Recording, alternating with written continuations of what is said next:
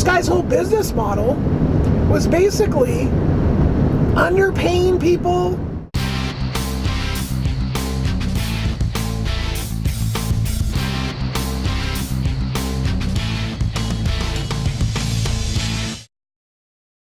Just kind of a sad day. One of my crew that has been around for,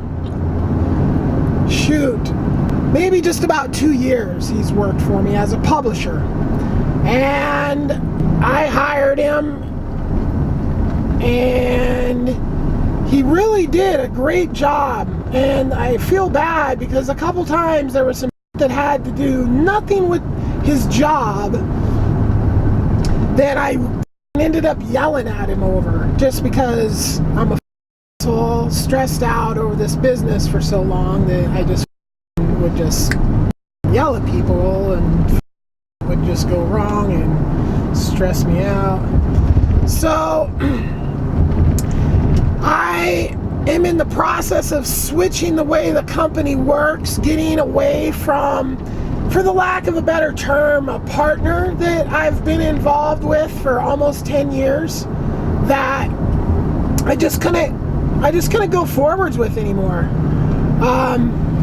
So I had the crew, I built the crew, I support the crew, and all the crew comes out of my ends of everything. And I have 2 editors, 2 publishers, and a production assistant. And that's down from years ago, even more. And I keep a cleaning lady pretty busy too when it was up full running. So I just said to the crew that we have to let the office go because there's just no money for it. We just basically took out, like, I don't know what percentage of the business I just separated. But I mean, basically it's like this partner, he's the one that would find the work, and then my crew would do the work. That is gone, and there's going to be less work. So what I honestly, when I first decided to just get away from this guy and change up the whole way and I honestly didn't know what I was going to do. Like, I had no clue. All I knew is that I just spent 10 years in this up partnership with no real accountability. The other partner having like zero intestinal fortitude when it comes to budgeting. So, I mean, there was an opportunity to just freaking end it. So I did. And now it took me a while to figure out what to do, because I love my crew. They are all the type of people that just work. I don't have to be there telling them what to do. They just do what they're supposed to do. They come in, they take care of what they're supposed to do, and they go home. So I figured out what I want to do, and what I want to do is basically I want to put the production assistant in charge of dealing with like all the stuff, like getting the content, paying people, getting checks to people, just anything like that. In the office, everybody takes their equipment home and works from home. And hard drives get mailed around, and we just kind of make it work and see if it can work without the partnership, without all this other work that comes in through there, right? And what I'm doing here is supposed to fill in part of that void as well. So one of the crew basically just quit today. Basically he says like, I'm just gonna go into business for myself. It's a bummer. I'm gonna miss the guy as a crew member. I mean, I think he's older than me, and he's a smart guy, creative. That was his thing, is he's like a writer or something. So he's going into business for himself, and he quit. And I'm super bummed about that.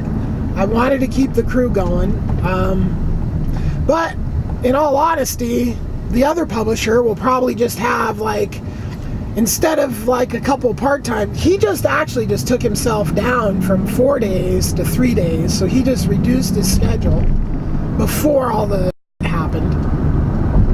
And then he decided to just quit, which is, for the other publisher, is going to mean like a full-time job. Like there's just all the things that need to be published is going to keep him busy. Where it was like a couple, because we're reducing the amount of publishing we're doing initially, but when this stuff starts to hit, then it probably still won't be the same volume of publishing. So, but it's going to be tough when I want to add this now, to add that to everything that's already being published. So it's a bummer, but I'm definitely not going to replace him. I mean, it's just one of those things where I'm just going to make do with the other guy. And maybe someday when things turn around and the business, that business can support itself without my credit, without my input, maybe things will turn around and we'll start to making money again. And we'll be able to afford an office, possibly. And then I don't know about the studio. That's so much work building out a studio. And then for what? You know, like I have this whole shipping container full of stuff that's really not usable by anybody but a fetish production company. Like seriously, like there's so much just oddities in there that you know, from hot tubs to electric chairs to green screens to just cabinets and just all kinds of crazy stuff. So it really is an odd mishmash of stuff, and I might just not deal with it for a while and continue to pay the storage on it, and maybe find somebody that's, maybe in a few years there'll be like somebody that's all motivated and gung-ho to do something about this business and do it then. But I just don't envision the studios being put back together again. It's just unrealistic at this time. Like the studio, the whole point of the studio is to sell custom videos. And the person that sold the custom videos for me was taking the money for the customs, and then I'm paying the models for the customs. So he's taking the money for his own, cover his own ends that he can't live within his means. This guy couldn't live within his means when he was making truckloads of money. It was ridiculous. Like when I first met him, he had his biggest month ever. And that biggest month ever was like, just in sales was like 25 grand. But he probably spent that month, and all this money he didn't spend on a business. He put a little bit of money in the business, but mainly he was living like a rich person. Just like all his credit cards were maxed out, and he was making all this money and still like charging credit cards up like crazy. So this guy's whole business model was basically underpaying people, seeing what he could possibly just get away with, like not having any good solid, he just had things that just had a dollar amount associated with them, but there was no time amount. Like he would just take as long as he wanted, and just, and so his business model was pretty weak. He was just, basically it was like, if everything didn't continue at this extremely high rate, he was going to see failure, right? Well, I got in there and I discovered there was this thing that people wanted to have their little custom videos made for them. And dude just didn't want to deal with that.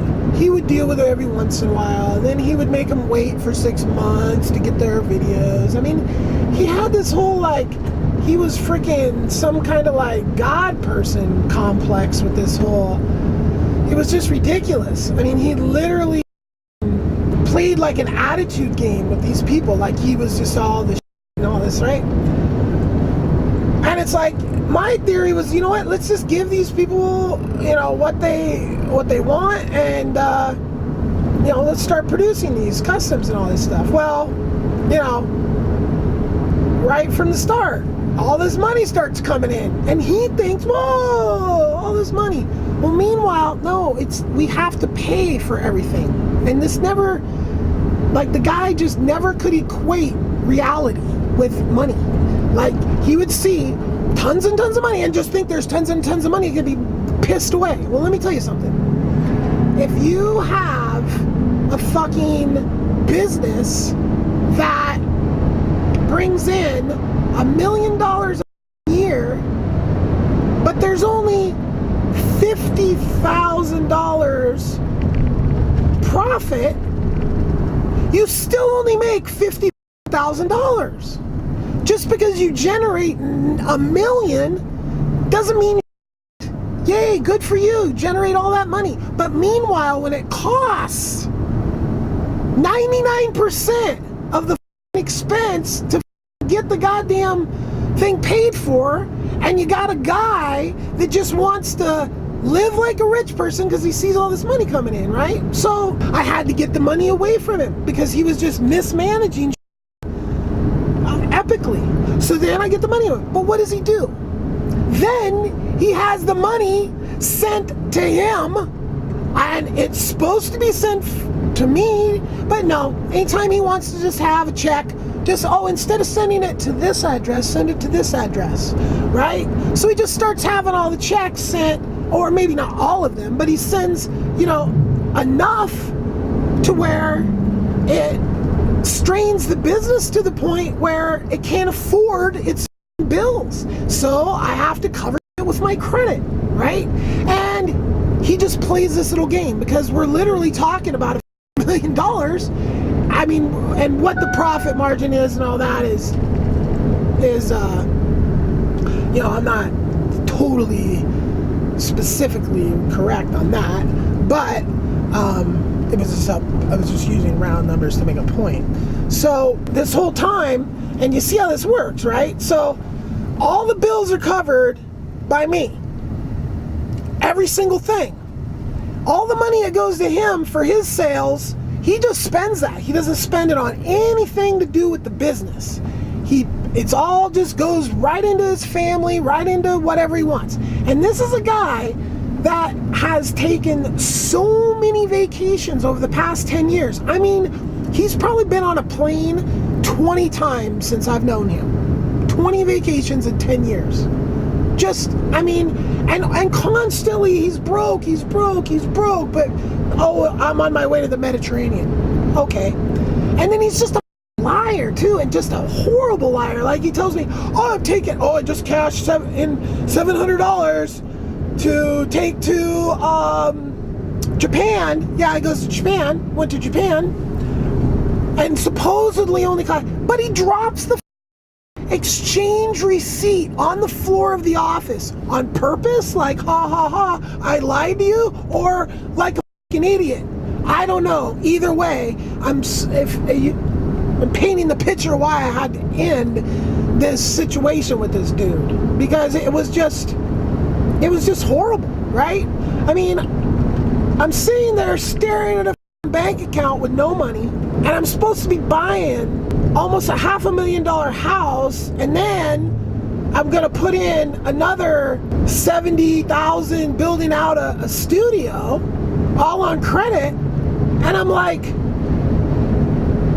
that's a horrible idea, because this guy could just at some point just never send another check my way, right? And I could just have all this extension and all this, right? So I just went through that with the house, like just scraping by to get a house put together to, get a amount of money and just being broke for years on end, just broke as. And it's like, it's my responsibility to cover all the bills and take all the expenses and just live a miserable life, while this guy doesn't trim down his life at all, continues vacationing.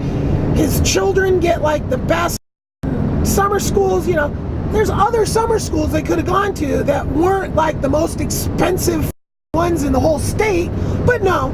So he's broke as apparently. So he just couldn't live within his means. Well, I just can't. I'm lucky I made it this long and got out of it with anything, really, because the guy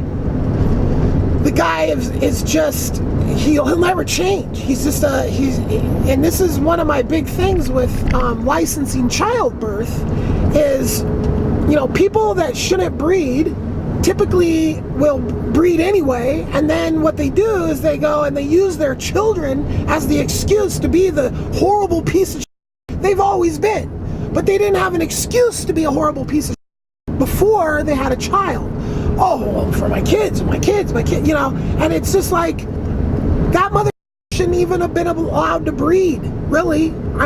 He is such a sickly, like, it just disgusts me that somebody that's like lives in the hospital, refuses to eat right, lies, doesn't even really have a grasp on reality, lies so much.